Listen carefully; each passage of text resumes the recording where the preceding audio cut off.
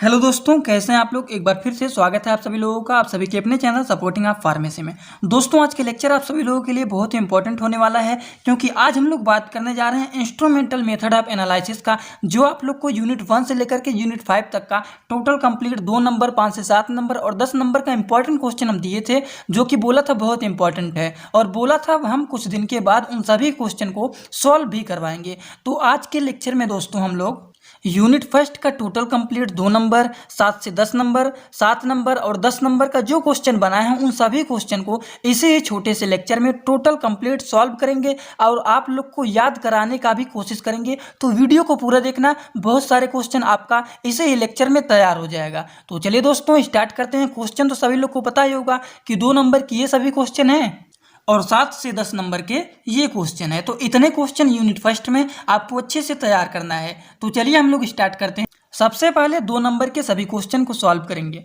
तो पहला क्वेश्चन क्या है दोस्तों, सबसे पहला हमारा क्वेश्चन है define and its application of spectroscopy, UV visual spectroscopy. पहला क्वेश्चन कह रहा है कि मतलब यूवी विजुअल स्पेक्ट्रोस्कोपी का डिफिनीशन क्या होता है और इनके एप्लीकेशन क्या होते हैं। तो क्या होते हैं चलिए जानते हैं। लेक्चर को पूरा देखना, आपका इसी लेक्चर में टोटल सभी क्वेश्चन को तैयार कराने की भी कोशिश करेंगे।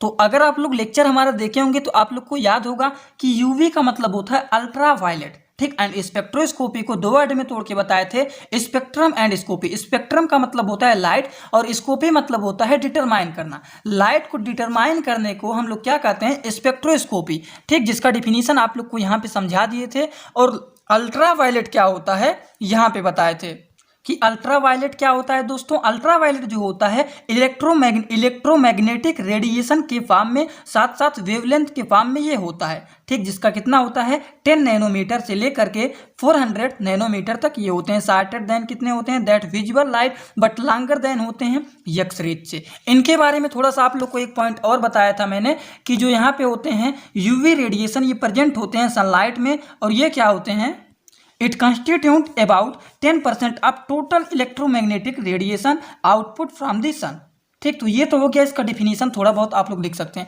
मेन बात आता है, एग्जामिनेशन में ज़्यादातर क्वेश्चन बनते हैं कि ultraviolet UV visible spectroscopy का क्या होता है एप्लीकेशन। तो एप्लीकेशन क्या होते हैं जानते हैं। तो एप्लीकेशन क्या होता है दोस्तों यूवी विजिबल का, इसमें 3 बेसिकली एप्लीकेशन होते हैं। सबसे पहला, अगर आप लोग को नहीं दिख रहा है तो बोल दे रहा हूँ, सबसे पहला हमारा होता है स्पेक्ट्रो फोटोमेट्रिक टाइट्रेशन, दूसरा होता है सिंगल कंपोनेंट एनालिसिस, तीसरा होता है मल्टी कंपोनेंट एनालिसिस। तो ये तीनों अच्छे से तैयार कर लेना। ये एप्लीकेशन हमारा है यूवी विजिबल स्पेक्ट्रोस्कोपी का। ये तो हमारा मोटी मोटा बात हो गया। पहले क्वेश्चन का डिफिनीशन क्या होता है, एप्लीकेशन क्या होता है। दूसरा क्वेश्चन पूछ लिया है इलेक्ट्रॉनिक ट्रांजिशन क्या होता है, 60 नोट लिखना है इनके बारे में। तो क्या होता है इलेक्ट्रॉनिक ट्रांजिशन। तो देखिए, इलेक्ट्रॉनिक ट्रांजिशन को जब मैंने लेक्चर में बताया था, बोला था बहुत इंपॉर्टेंट है ये। इलेक्ट्रॉनिक ट्रांजिशन को समझने के लिए आप लोग को इसको 2 वर्ड में तोड़ दिया था कि समझ लीजिए, इलेक्ट्रॉनिक का मतलब हो गया मॉलिक्यूल्स और ट्रांजिशन का मतलब होता है कि ट्रांसफर होता है मॉलिक्यूल्स। हमारा क्या होते हैं, मॉलिक्यूल्स ट्रांसफर होते हैं। अब कहाँ ट्रांसफर होते हैं उसको जानते हैं। देखिए, जब मॉलिक्यूल्स यूवी लाइट को एब्जॉर्ब करता है तो वो ग्राउंड स्टेट से कहाँ जाने लगता है, एक्साइटेड स्टेट में। कहाँ जाने लगता है, ग्राउंड स्टेट से। जब हमारा मॉलिक्यूल, जब कोई भी मॉलिक्यूल्स यूवी लाइट को क्या करता है, एब्जॉर्ब करता है, तो वो ग्राउंड स्टेट से एक्साइटेड स्टेट में जाने लगता है। तो क्या होता है, हमारा मॉलिक्यूल्स का ट्रांसफर होने लगता है। उसी को ही हम लोग कहते हैं इलेक्ट्रॉनिक ट्रांजिशन। अब देखिए, यहाँ पे कोई मॉलिक्यूल्स है, ठीक। अब एनर्जी क्या किया, यूवी लाइट को एब्जॉर्ब किया, तो तुरंत ग्राउंड स्टेट से एक्साइटेड स्टेट में जाने लग गए। यही हमारा प्रोसेस होता है दोस्तों, इलेक्ट्रॉनिक ट्रांजिशन। अब इनके बारे में लिखना चाहते हैं तो आप लोग इस चार्ट को भी इसमें बना सकते हैं। ग्राउंड स्टेट से एक्साइटेड स्टेट में ये जा रहा है, ठीक। इसी तरीके से हमने बताया था क्रोमोफोर और ऑक्सोक्रोम क्या होते हैं, इसका डिफिनीशन पूछ लिया। तो चलिए हम लोग जानते हैं क्या होता है डिफिनीशन क्रोमोफोर एंड ऑक्सोक्रोम्स का। इस लेक्चर में दोस्तों आपका मैं ये क्वेश्चन भी सॉल्व करवाऊंगा और कोशिश हमारा यही है कि आपका इसे ही लेक्चर में ये सभी क्वेश्चन याद भी हो जाए। तो बात सुनिए ध्यान से। देखिए, क्रोमोफोर क्या होता है। क्रोमोफोर जो होता है 2 वर्ड से मिलकर बना होता है, इसको तोड़ लीजिए। क्रोमो प्लस फोर, क्रोमो का मतलब होता है कलर और फोर्स का मतलब क्या होता है, प्रोड्यूस करना। तो सिंपली इसका मतलब निकाल सकते हैं कि ऐसे एजेंट जो कि लाइट को एब्जॉर्ब करने के बाद कलर को प्रोड्यूस करते हैं वो हमारा होता है क्रोमोफोर। कहीं पे लिखना चाहते हैं हिंदी में भी लिख सकते हैं कि ऐसे एजेंट जो कि लाइट को एब्जॉर्ब करने के बाद कलर को प्रोड्यूस करते हैं उसे क्रोमोफोर्स कहा जाता है। Chromophores are those agent, chromophore एक ऐसा एजेंट होता है जो कि कलर को प्रोड्यूस करता है। अब कलर को प्रोड्यूस कब करता है? लाइट को एब्जॉर्ब करने के बाद कलर को प्रोड्यूस करता है, उसे हम लोग कहते हैं क्रोमोफोर्स, जिसका एग्जाम्पल भी यहाँ पे लिखा गया है। एग्जाम्पल लिखना चाहते हैं तो लिख सकते हैं। अब आक्जोक्रोम क्या होता है ये भी तो पूछा गया है। अब आक्जोक्रोम क्या होता है? अब देखिए, आक्जो का मतलब ट्रिक बनाइए। आक्जो का मतलब हो गया अंदर और क्रोम्स का मतलब समझ लीजिए क्रोमोफोर्स। आक्जो मतलब हो गया अंदर और क्रोम्स का मतलब हो गया अंदर। क्रोमोफोर्स के अंदर जो कलर को प्रोड्यूस करता है, ऐसे एलिमेंट जो कि कलर को प्रोड्यूस करता है क्रोमोफोर्स के अंदर, उसे हम लोग क्या कहते हैं? आक्जोक्रोम। अब आक्जो को आप लोग समझ लीजिए, आक्जो मतलब अंदर और क्रोम्स मतलब क्रोमोफोर्स। तो आक्जोक्रोम ऐसा एलिमेंट होता है जो कि कलर को प्रोड्यूस करता है किसके अंदर? क्रोमोफोर्स के अंदर कलर को प्रोड्यूस करता है, उसे आक्जोक्रोम कहा जाता है। एग्जाम्पल यहाँ पे दिया गया है, लिख लेना। अब जिंदगी में आप लोग कभी भी भूलेंगे नहीं क्रोमोफोर्स क्या होते हैं, क्रोमोफोर्स क्या होते हैं और आक्जोक्रोम क्या होते हैं। क्रोमोफोर्स ऐसे एजेंट होते हैं जो कि कलर को प्रोड्यूस करते हैं, लाइट को एब्जॉर्ब करने के बाद कलर को प्रोड्यूस करते हैं, उस एजेंट को क्रोमोफोर्स कहते हैं। ठीक, आक्जोक्रोम का मतलब होता है क्रोमोफोर्स के अंदर जो लाइट को प्रोड्यूस करता है, जो कलर को प्रोड्यूस करता है, उसे हम लोग कहते हैं क्रोमोफोर्स। आई होप सभी को याद हो गया होगा ये क्वेश्चन। अगले क्वेश्चन की बात करते हैं दोस्तों, वो है right A short note on spectral shift. Spectral shift के बारे में शॉर्ट नोट लिखना है। तो क्या होता है स्पेक्ट्रल शिफ्ट, चलिए जानते हैं। स्पेक्ट्रल शिफ्ट के बारे में 4 चीज आप लोग को बताए थे, शॉर्ट नोट लिखना है। तो देखिए, इस चार्ट में आप लोग को समझाए थे क्या होता है। ये हमारा एब्जॉर्प्शन एनर्जी है और ये हमारा वेवलेंथ है।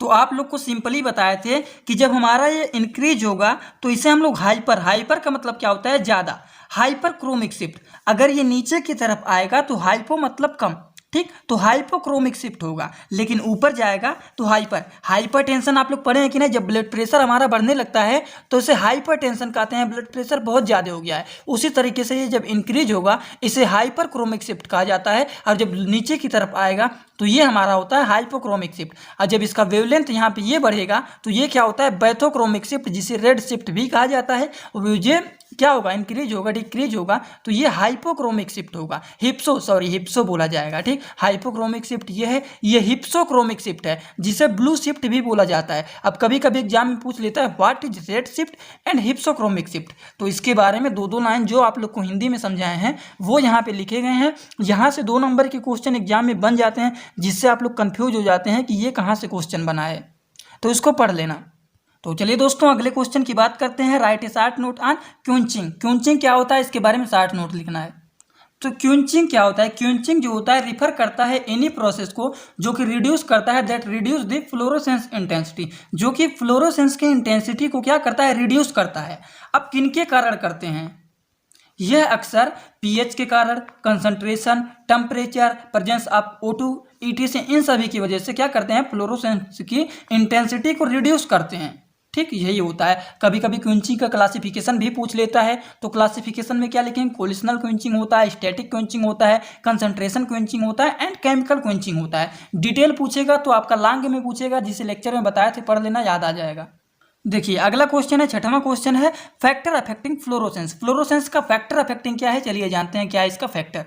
क्वेश्चन क्या है? फैक्टर अफेक्टिंग फ्लोरोसेंस के बारे में। तो इसमें वेरियस फैक्टर आते हैं, जैसे हमारा एब्जॉर्बेंसिंग हो गया, फंक्शनल ग्रुप हो गए, स्ट्रक्चर ऑफ कंपाउंड हो गए, मॉलिक्यूलर वेट हो गए, pH, oxygen, impurities, concentration. Short में पूछा है तो इतना अच्छे से लिख देना, याद कर लेना। अगर डिटेलिंग पूछता है तो इनके बारे में थोड़ा थोड़ा क्या करना है, आप लोग को डिस्कस कर देना है, अगर 5 से 7 नंबर में क्वेश्चन बनता है। तो दोस्तों, कभी कभी 2 नंबर में 60 वर्ड में पूछ लेता है कि बियर्स एंड लैम्बर्ट लॉ क्या होता है। बस सिंपली 2 वर्ड में पूछ लेता है, बियर्स लॉ क्या है एंड लैम्बर्ट लॉ क्या है।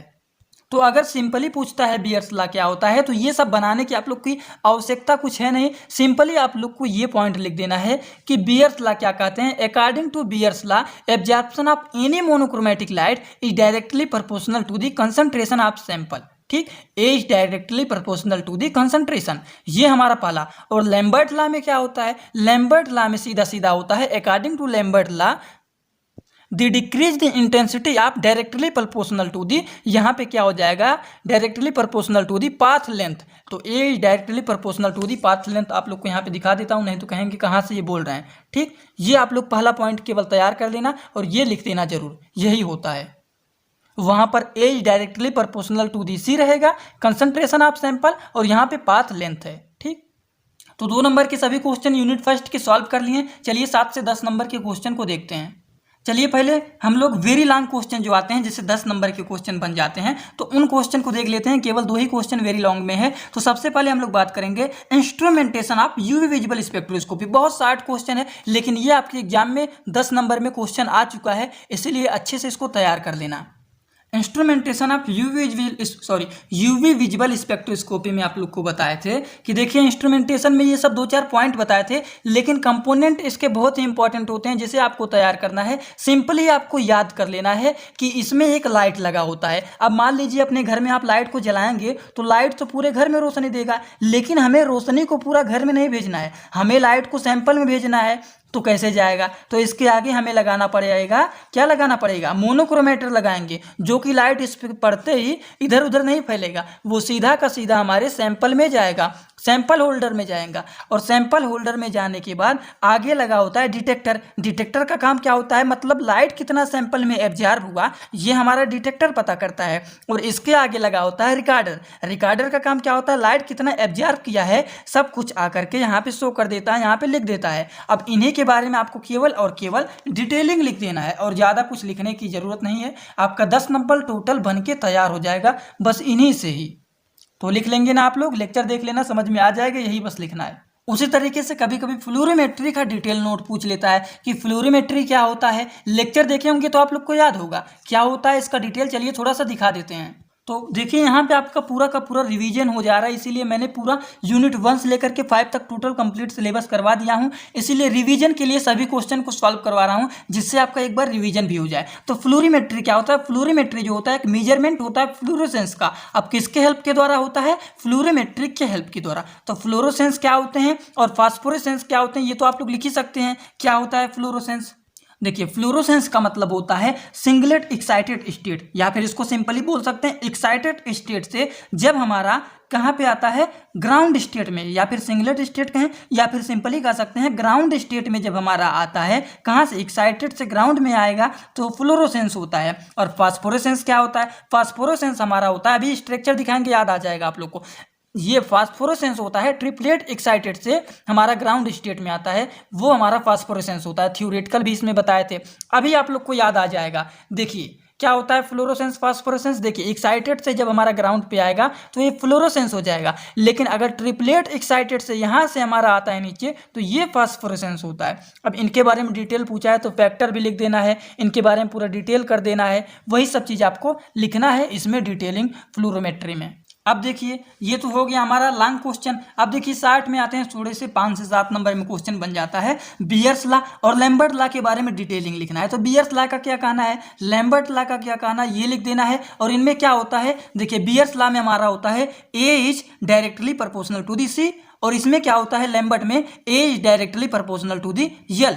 ठीक, अब इन्हीं के बारे में थोड़ा सा डिटेलिंग कर देना है। यूनिट फर्स्ट के पहले वाले लेक्चर में इसको बताया हूँ, एक बार देख लेना, आपको याद आ जाएगा और पूरा टोटल तैयार हो जाएगा।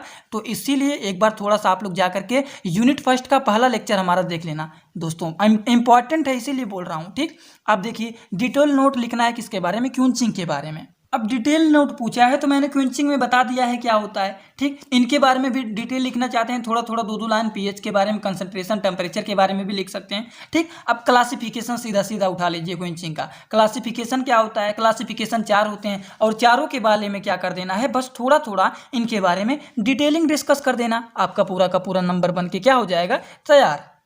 क्लासिफिकेशन में 4 ही होता है ना, कोलेशनल होता है, स्टैटिक होता है, कंसंट्रेशन होता है और केमिकल क्वेंचिंग होता है, यही लिखना है आपको। और उसी तरीके से लास्ट क्वेश्चन तो आप लोग सभी लोग लिख ही लेंगे कि हमने बताया है यूवी विजुअल स्पेक्ट्रोस्कोपी क्या होता है, एप्लीकेशन भी स्टार्टिंग में ही बता दिया है। अब यूवी विजुअल स्पेक्ट्रोस्कोपी के बारे में जितना जानकारी आपको है बस थोड़ा थोड़ा करके एप्लीकेशन क्या होता है, डिफिनीशन क्या होता है, जो कुछ पता है इनके बारे में, जो क्वेश्चन पूछा है पूरा डिटेल डिस्कस कर देना है। अच्छा, एप्लीकेशन कौन कौन से होते हैं थोड़ा सा देख लीजिए, सोचा फिर से आप लोग को याद करा दें, इनके बारे में डिटेलिंग आप लोग को लिखना है। एप्लीकेशन में ही बताया था, spectrophotometric titration, single component analysis, multi component analysis, यही होता है और यही आप लोग को डिटेलिंग लिखना है। तो दोस्तों आई होप आप लोग का यूनिट फर्स्ट का टोटल कंप्लीट यूनिट हम लोग क्या कर लिए, यूनिट फर्स्ट का टोटल कंप्लीट हम लोगों ने important question with solution solve कर लिया है। जिसे वीडियो समझ में कुछ ना आया है, जैसे किसी भी क्वेश्चन में किसी को कोई डाउट लग रहा है, वो कमेंट बॉक्स में जरूर पूछना। अगर आप लोग लेक्चर को पूरा देख लिए हैं तो बस आपको एक काम करना है, एक लाइक जरूर कर देना, और जो लोग वीडियो देख रहे हैं बस एक कमेंट कर देना, प्रेजेंट बोलना या फिर बोल देना समझ में आ गया है। जो आपको समझ में आए वो लोग कमेंट बॉक्स में बस जरूर बता देना, हमें भी पता चले कितने लोग हमारे चैनल पर देख रहे हैं। तो चलिए दोस्तों, thanks for watching my video, like comment share and subscribe this channel.